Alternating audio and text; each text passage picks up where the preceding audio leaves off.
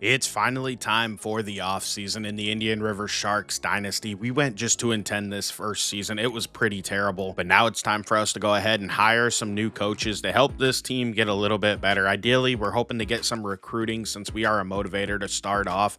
And on the offensive side, we're looking at Kurt Roper, who I believe was the former offensive coordinator at NC State. He's available. He has a little bit in recruiting. We're going to go ahead, offer him a contract, see if he's willing to come. He comes with an East Texas pipeline, which could be interesting. Not really necessary, but it could help out. On the defensive side, I see Damian Smith, a recruiter. Don't know where he's from, but I'm interested. He has some other offers, though, and he can become a head coach if he wants at Kent State, so we may not get him. Let's go ahead and advance the week, and we do end up getting Kurt Roper to come in and become our new offensive coordinator, and we also ended up getting Damian Smith to become our defensive coordinator, which is fantastic. Taking a look at the playoffs, you can see Liberty was the group of 5 representative, which is pretty cool. In the title, it was Ohio State, Penn State. That game went to overtime. Ohio State ended up winning 62-59. What an incredible matchup in the national title. I can only imagine how exciting that is. As we look at the players leaving, Isaac Galloway is going to enter the portal, along with Quan Harvey, Errol Brick Jr., Zira Smith Jr. wants to go to the portal. We're going to lose Warner on the offensive line, Alexander, okay, Danielson on the offensive line, Matthews at quarterback could be a big loss. He played strong at the end of the year. Sapp at safety had a lot of potential, along with Jamari Logan on the defensive line. We lost Yauman Lee, a quarterback with a ton of potential. Quandell Russell at edge rusher, who has a ton of potential, wants to enter the transfer portal. I mean, we're in a real tough spot here. I do decide to go after Nyshawn Sapp. I think he has just too much potential, and he will not be persuaded. We end up losing him. The other guy I want to go after is Quandell Russell, and we are going to get him to stay. The biggest issue here is I didn't get any of our quarterbacks back. The thing is, I just didn't think we stood a good chance, and I really like who we have coming in that's already committed to us, so I feel good about that, as now we're going to look and see who we can get in the portal. Lewis Carter is the top player that's interested in us. He's a will linebacker from UCF. He's a 3-star. We also have Jaron Gilmore at corner, Kylan Webb at strong safety, Davian Kerr at corner, a sophomore, would be a great get. And then wide receiver Quincy Porter, who is, I think, a 4-star, 6'4", 205 from Ohio State. Really excited about him if we can somehow haul him in.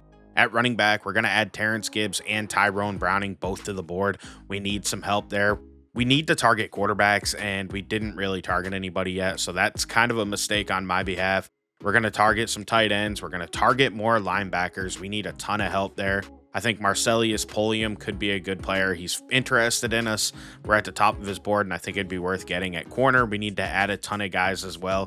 And you can see this is how we're distributing our points. I am making a big mistake here by not targeting a quarterback.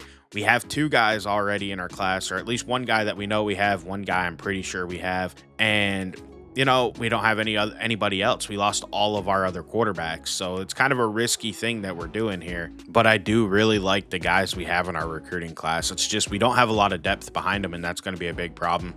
As we rearrange points after advancing the week, you can see things are looking really good for the guys we're targeting here in the portal.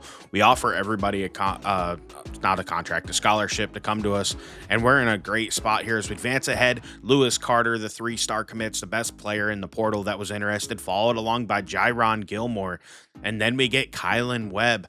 Things are looking up here, man. I'm really excited. We get Davian Kerr, the corner, out of the portal. We get Quincy Porter. I think he's going to be a huge player for us. We get Terrence Gibbs at running back. Not explosive, but I think he can start. We get Tyrone Browning, a little bit more of a backup based on my scouting. Damian Hooks is a high school player that I think has a ton of potential, who will be able to play edge and shift to the interior. We got a new kicker in Earl Peters, big get. We got Bobby Armstrong at guard, who might be able to start for us. John Strange at tackle, who has to develop. We got Devontae Soliday, a punter who has a ton of potential.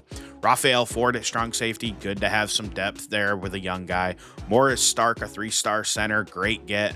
He's also going to be maybe some depth, as we have Kyle Bryan at tight end, who committed, probably a backup. Jason Pravard at corner is a huge get. Jaleel Radley is a great freshman pickup for us. Von Lewis is another 3-star freshman get for us, who's like top 5 or 600. We get a 2-star tight end who could add depth, along with Mike linebacker Marcellius Polium. I think he could be good. Bernard Kazi, a 2-star corner, a little bit more of a depth piece, along with Davian Kershaw. Maybe not the highest overall, like Jeremiah Newell and Roman Pearson, but these guys are going to add to our class. and they're going to make it a little bit better as we get impact there. Most of these guys at the bottom have normal, but the good news is they're younger, so they might be able to develop. We lost Jason Temple, who we wanted, but we didn't really miss in the portal, which is great. Unfortunately, it doesn't look like until we get the Quincy Porter, we had any good dev traits, and Quincy Porter ended up with star, which is fantastic. We can use that.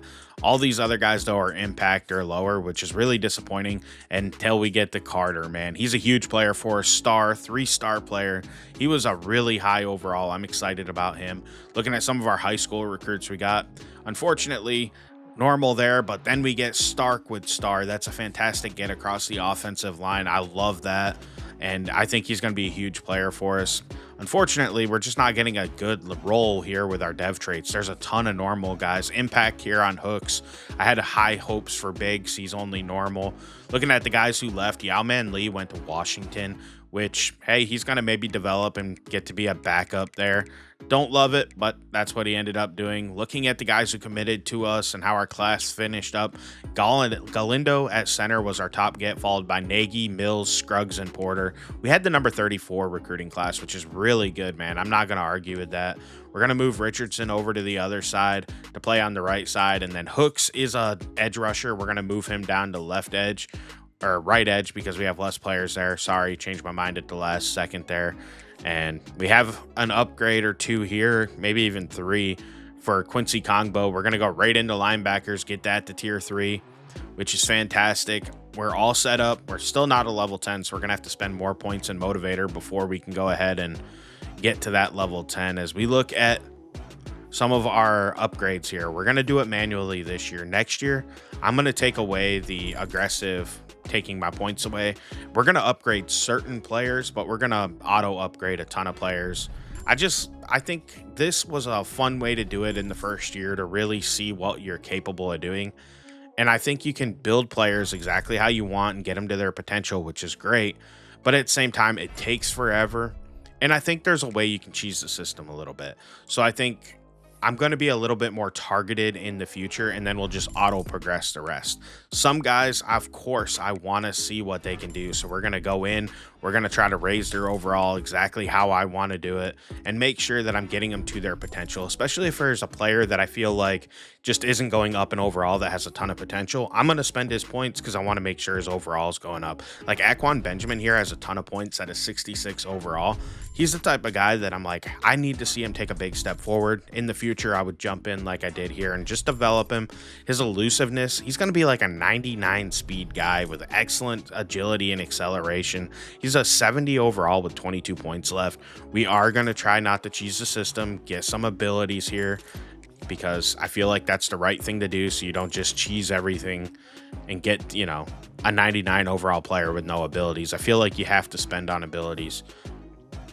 But in the future, the offseason will be a live format. I am doing this post-com, but in this area where we're showing upgrades, we're going to talk about how high their overalls get, but we're not going to go and discuss, point here, point here. I'm not doing that. We're going to ramble a little bit. We're going to talk. What's the future here? This episode was super delayed getting out because it takes forever for me to edit, do the audio, edit again, and then export. So I think in the future, eventually, I already have games recorded because, like I said, this is my personal dynasty that I play for fun. I think in the future, I'm going to try to do a live comm with this. And what's that going to entail? Well, it's just going to make it so videos come out quicker. I can edit quicker because all I have to do is edit my voice and just cut out parts I don't want. There are drawbacks to it. I'm not going to lie to you. Probably won't get 3 games in an episode anymore. It might have to be 2 games, but my hope is maybe I'll be able to get 2 episodes out a week instead, which would be ideal. I don't know though, because college football and NFL is kicking off and I put a ton of work in there. The main channel I had a Purdue Dynasty on. I'm going to go ahead and end that. This is where my video game content's going to live. I love doing video game content. I think it's something that I just truly enjoy, but it's not working on my main channel. I need to get better at it, get more reps at it, make people want to stick around and watch it. And I just feel like doing that on my main channel is hurting it right now. And this is the perfect opportunity for me to grow, learn how to be a better content creator for y'all, learn what you guys want to see, and we'll build this channel and we'll focus on video games. All my football takes will stay on my main channel, but over here, we're going to have a little fun with video games. We're going to see what happens, how players do, and how their careers end up going. So in the future, this is the home of all my video game content. I'm announcing it now as we're editing and upgrading all these players. I really can't wait to get into the live format and the live comm. I think there's going to be 2, maybe 3 more episodes of post-com before you start seeing live comm. There's a chance all of next season actually might end up being post-com, because I think I only have a game or 2 left to play right now as I'm doing the audio on the 22nd of August. So with that, probably all of next season might be the same style. It just might be a little bit slow coming out because it takes so long. And with football season coming up, it's really hard for me to be able to edit, do audio work, re-edit, export, complete. It's just, there's an extra step in there I won't have to worry about because that doesn't include playing the games. Instead, I'll be playing the games, talking, and then I just edit the video and I can get it out to you guys. So in the future, that's going to be the way we do it. Maybe it starts with next off season. Maybe I get it mixed in here with the last, I think I have 2 games. I don't know exactly where I'm at. I have to look at the record. But we're going to be in CUSA next year, which is something you'll see later in this video. And you can see we have some players taking great steps forward. DJ Dash here, who we're developing and upgrading right now, is taking a big step forward, right? And he's going to be a guy that I expect to be an impact player for us. At running back, Aquan Benjamin became our top running back with those upgrades, and I can't wait to use him with his speed and agility. He was already feeling electric last year. I can only imagine how he's going to feel now. Quincy Porter's a huge deep play threat. He has excessive speed at 6'4". I mean, he's going to be fun. He is somebody that I can't wait to use and just see how much he's going to change our offense, man, because he's an exciting guy, and our receiving core is so much better than it was last year. This team as a whole is just already so much better. We got, you know, I don't want to spoil it, but you're going to see we actually got some players that are already in the 80s overall, which is something we just did not have last year. And then as we're developing, you can see we're getting guys. Benjamin almost reached an 80. DJ Dash reached an 80. You could see Quincy Porter is in the 80s. And our quarterback position, well, that's going to be our big trouble here. We have 2 true freshmen on roster. That's all we have at quarterback, and that's going to be a real struggle for us going forward. But right here is one of the big upgrades that I didn't really expect when we were doing this. Zach Ward is a 62 overall. He got 37 points of development, which really shocked me. I didn't realize he was going to get so many, but we go into route running heavy, and you can see like his overall is actually going up pretty good here. He's up to a 66, 67. I mean, he's somebody that I now fully expect to overtake Broussard, who we just got and you've seen upgrade, and become our starting tight end this season. I had no idea in the world that this guy would be as good as he is, and I think that in the future we actually have a good player. His skill caps are not bad, and I honestly somehow missed that when looking over this team all of season 1.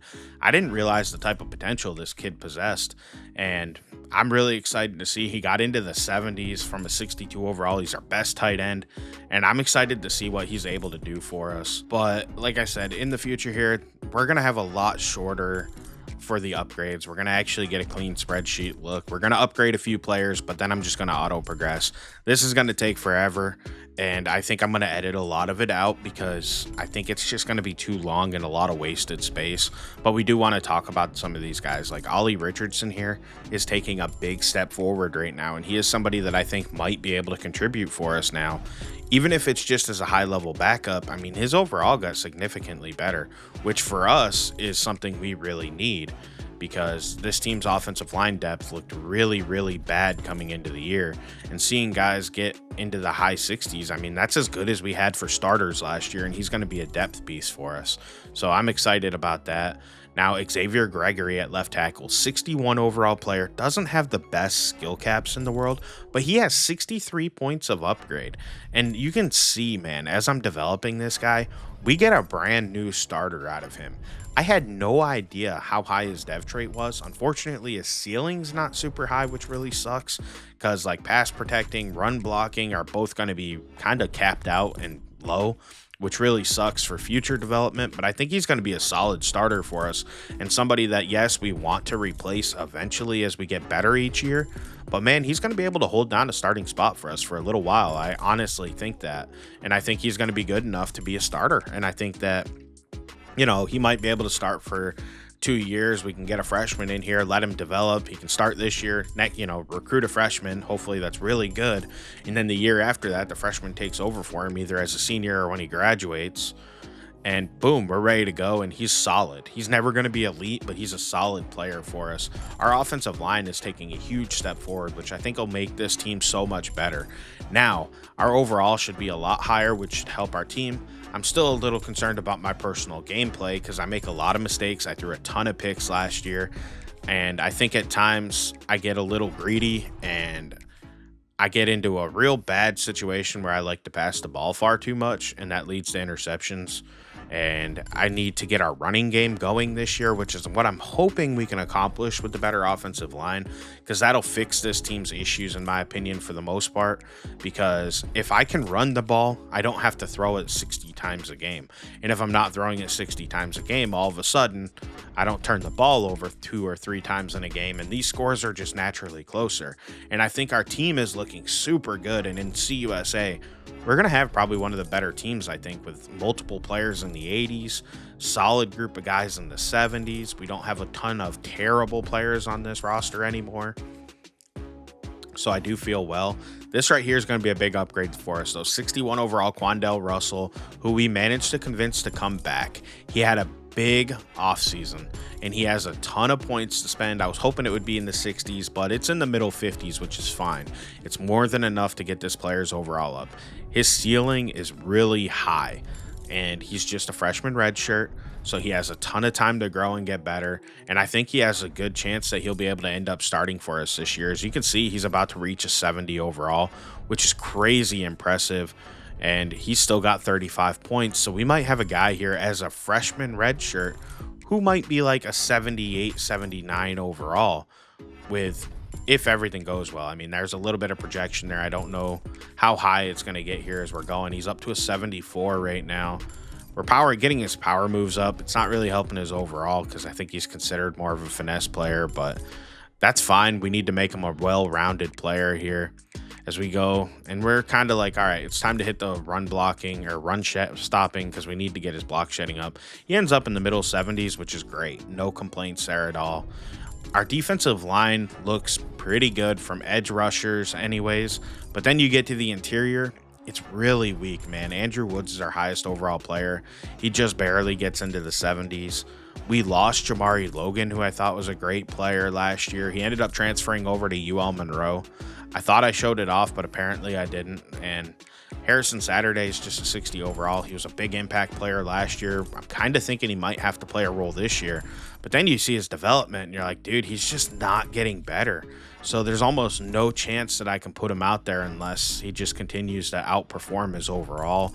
And we don't have somebody else who has a higher overall that isn't playing better. I'll be honest, I'm probably not going to start him right away.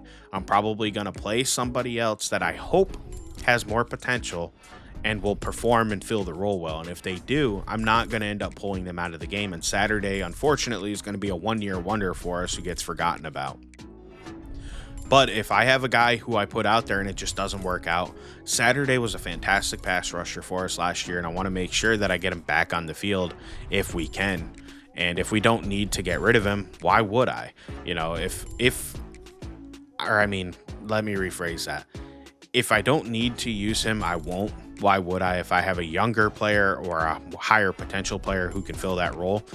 But if I have a guy that's underperforming, I might just as well put him out there despite his terribly low ceiling, because I seen what he could do last year. He performed.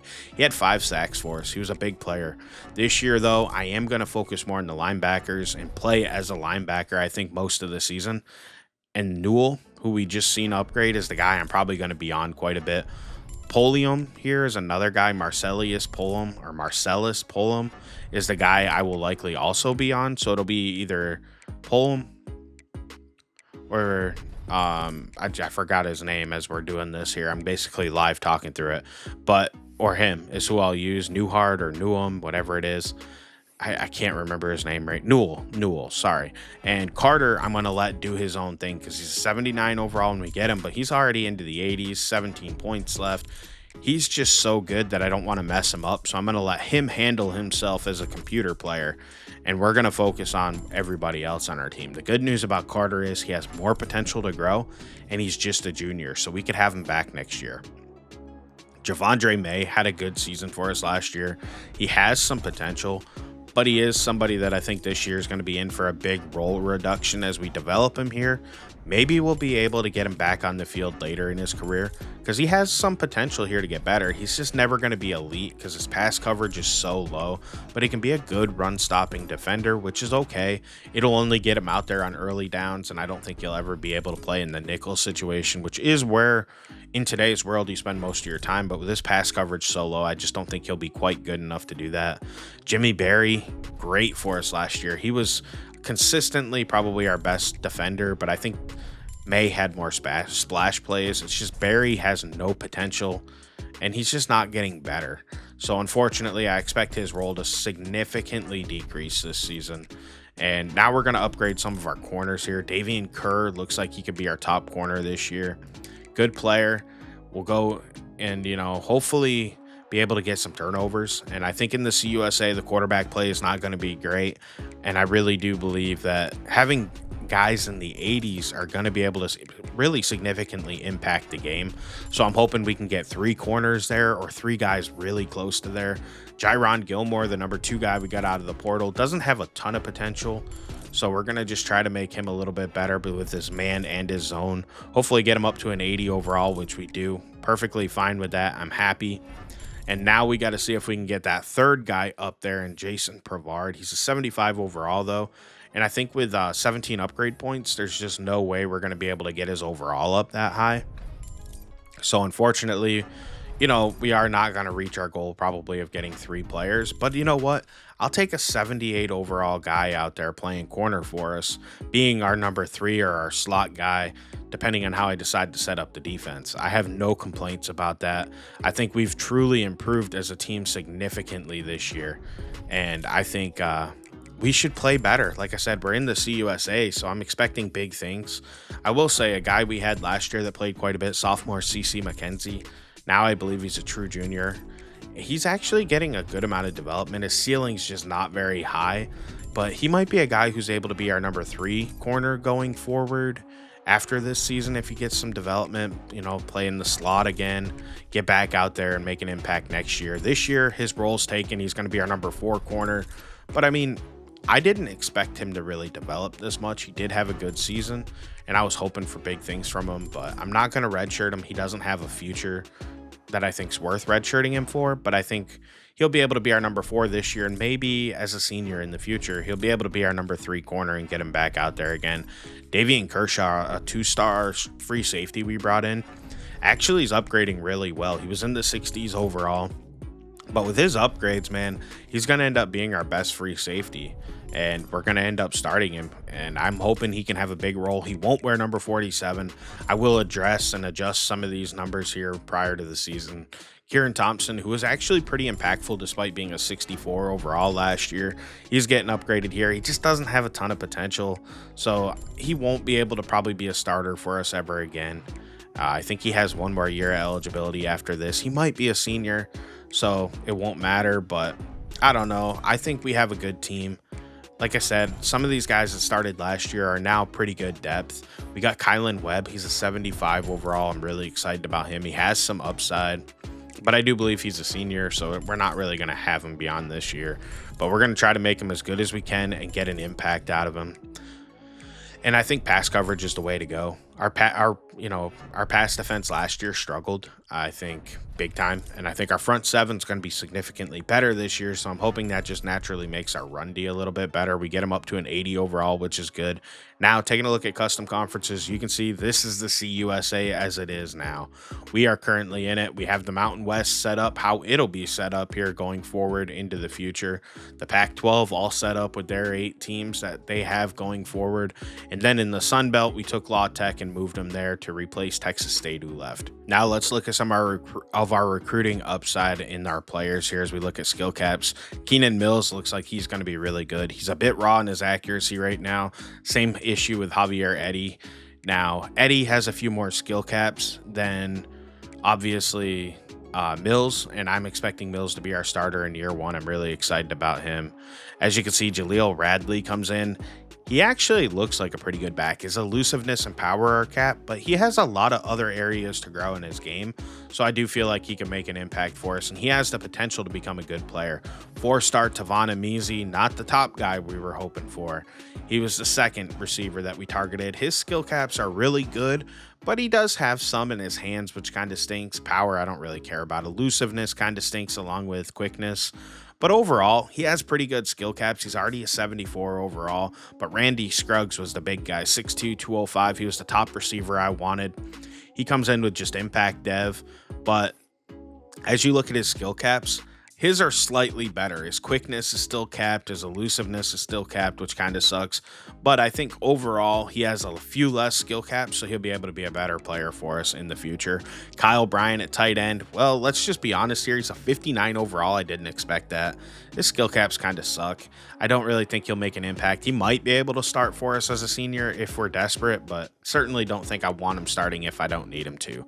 Morris Stark, who we got, is a star dev. He played center. I moved him over to left guard. And you can see, dude, he is incredible. He's almost got unlimited skill caps. Like quickness and IQ and pass blocking are. But, dude, everything else is wide open. I think he's going to be a fantastic player for us. Mateo Galindo, who comes over at center, he's going to start. Look at that, dude. He's fantastic. He has 6 bars that are capped, and that's it total. This dude could be a superstar for us at center. I hope he develops, man. Alex Wilkies, who ended up being the 3rd guy we got, even though he was the 2nd guy I went after. Not nearly as good as skill caps, but probably good enough to maybe start if we need him to as a junior or a senior. I just don't think I'm expecting big things out of him. I hope he can do something for us. Looking at Bobby Armstrong, just normal dev. And he actually looks pretty good, except for his run blocking skill caps are pretty dreadful. He should be a really good pass blocker, though. In some ways, it almost makes you think he's more of a tackle, because I like my interior guys being a little bit more road graders for us. And then John Strange at tackle is somebody, normal devs, really disappointing, just a 63 overall. And I think his skill caps kind of suck. I don't know how good he'll get, and I really don't know what his future is going to hold for us, but we'll have to kind of wait and see on that one and hope that he's able to become a good player. Amani Nagy is somebody I'm excited about. He is star dev, and he looks to have fantastic skill caps. He has, 9 or 10 of them that are total on his board. That's it. He could be a high 90s player, and I really hope he reaches that potential. Damian Hooks, 68 overall coming in. Like I said, I think he can slide in and play on the interior for us a little bit. Skill caps, they're a little limiting. I'm not going to lie to you. But I think he could still be a mid-80s player for us, and that's good enough to probably get on the field at some point in time. Maybe not early like I hoped, but I envision a role maybe as an interior pass rusher for him, and I'm hoping I'm able to get him in there. Von Lewis, disappointing that he only ended up having normal dev, as he was one of our few 3-stars that we got who was like top 600. And as you can see, man, he's very limited in his quickness, coverage. I just don't think he's going to ever become a great player, maybe a low 80s player, if I'm guessing right here. I don't know. Definitely disappointed with that one. I was hoping for a lot more out of him. Looking at the safeties we brought in, though, we got Raphael Ford. Normal dev, really disappointing. Quickness, heavily capped. Okay skill caps. Another guy maybe can start if we need him to as a junior or a senior. But I don't expect, great things from him. I expect him to be more of a good player. Lonnie Biggs, who I was excited about, and those skill caps are much better. They're still a little restrictive in his coverage and run support and quickness, but everything else is wide open, so hopefully he can develop into a good player and might get him into the upper 80s towards the end of his career. At kicker, Earl Peters looks to be a really good option. I don't really care too much about their skill caps because he's already a 76 overall, which means he's going to be a significant upgrade. He should be able to hit every kick for us. That's fine with me. The same idea here with Devontae Soliday at punter, but man, this dude has almost no skill caps, so I think he could be high 90s. He could maybe even be a draftable punter, although it's unlikely. Looking at our schedule for this year, we're going to take on Miami and Florida, both of them at home this year. We're taking on FIU, and then our last out-of-conference game, San Diego State. Now, our second conference game's Middle Tennessee State. Then we get Kennesaw State. We go to Jacksonville State. We take on Liberty, go to Missouri. At home against USF, I forgot about that one. We go to New Mexico State, and we play Delaware to finish up the season. You know, I think we are going to be an interesting team this year. I don't know how much we improved, but I'm hoping we're much better. This is a totally different style for me. I just talk through it. It's not nearly as edited in the audio portion because we're over a week since this came out, and I have a very short window to be able to record this. So I hope you guys enjoyed the little bit more natural feel of me just talking through my editing instead of really chopping it up and trying to be super professional about it. I want to thank you for watching. Please like and subscribe. Next time, hopefully the audio is a little bit smoother, a little bit less me just talking and you getting all my jumbled mumble stuff here. But if you like it, let me know. Leave a comment down below. If not, leave a comment and say, hey, I liked your other style better. But I want to thank you for watching. Please like and subscribe. Have a great day. I'll catch you in the next one. I'm out.